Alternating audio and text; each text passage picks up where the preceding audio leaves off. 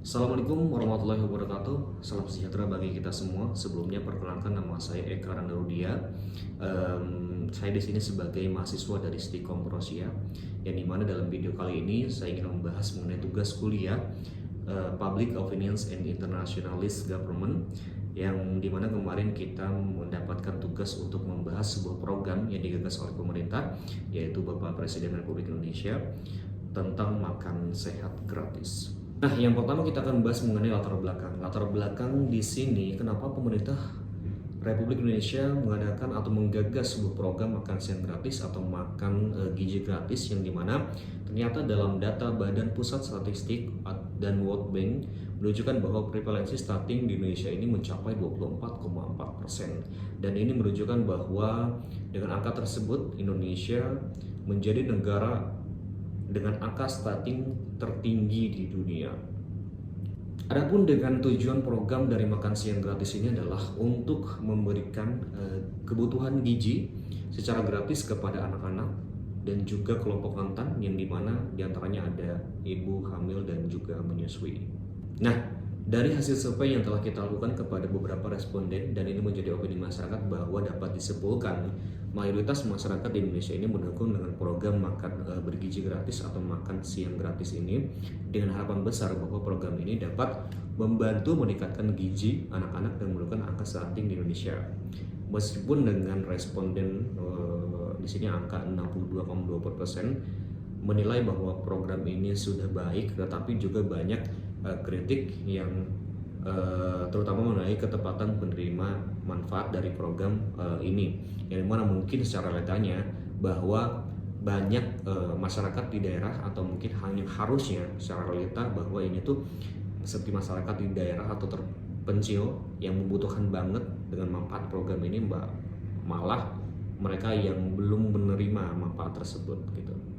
Yang kedua, responden mengusulkan agar program ini tuh tidak hanya ditargetkan untuk anak-anak sekolah, tetapi juga bisa tercapai kepada masyarakat kurang mampu dan ibu hamil, dengan menu yang memenuhi standar 4 sehat 5 sempurna. Namun mayoritas 90% lebih merasa biaya dengan angka 10.000 per porsi belum ideal, sehingga perlu evaluasi lebih lanjut mengenai angka dan kualitas makanan. Nah, kita bisa melihat bahwa responden di sini mengusulkan dengan adanya program ini itu tidak hanya ditargetkan untuk anak sekolah, tapi memang secara base-nya adalah program ini itu untuk anak sekolah dan juga ibu hamil, menyusui, dan juga ibu ya kelompok rentan lainnya gitu ya. Namun memang karena memang ini masih proses awal, kita bisa lihat program ini targetnya tentunya di awal dengan anak sekolah dulu terlebih dahulu, dari pendidikan anak usia dini yaitu PAUD sampai juga SMA. Namun mungkin target berikutnya adalah bisa kepada ibu hamil dan juga menyusui. Selanjutnya di sini yang perlu kita garis bawahi dan menjadi perhatian bahwa ya responden di sini menilai dengan 100% menyatakan program ini tuh sangat berisiko untuk disalahgunakan dan rawan sekali untuk dikorupsi gitu ya. Karena ya tentunya dengan program yang besar ini yang melibatkan satu negara gitu ya, secara nasional, secara nasional, dan melibatkan juga berbagai banyak pihak yang secara transparansi mungkin sangat rentan gitu ya untuk bisa terarah ke korupsi, dan ini menjadi perhatian pemerintah juga gitu ya, untuk pengawasannya lebih ketat dan transparansinya lebih baik gitu ya, seperti audit rutin dan melibatkan ahli gizi setelah masyarakat yang dianggap krusial untuk keberlanjutan program ini. Nah, dalam survei kali ini kita juga menanyakan kepada responden apakah mereka mendukung agar program ini untuk dilanjutkan, atau mungkin program ini cukup sampai di sini aja gitu ya. Dan ternyata sebanyak 82,6% responden mendukung dengan program ini agar dilanjutkan, dengan catatan bahwa distribusi harus menata, pengelolaan lebih profesional, dan melibatkan pihak-pihak yang kompeten. Pemerintah diharapkan belajar dari praktik negara maju dalam pengelolaan program serupa serta menjamin bahwa tujuan utama dari program ini adalah meningkatkan gizi masyarakat benar-benar tercapai. Nah, memang program ini sangat besar sekali ya, karena melibatkan berbagai macam pihak, melibatkan satu negara gitu ya.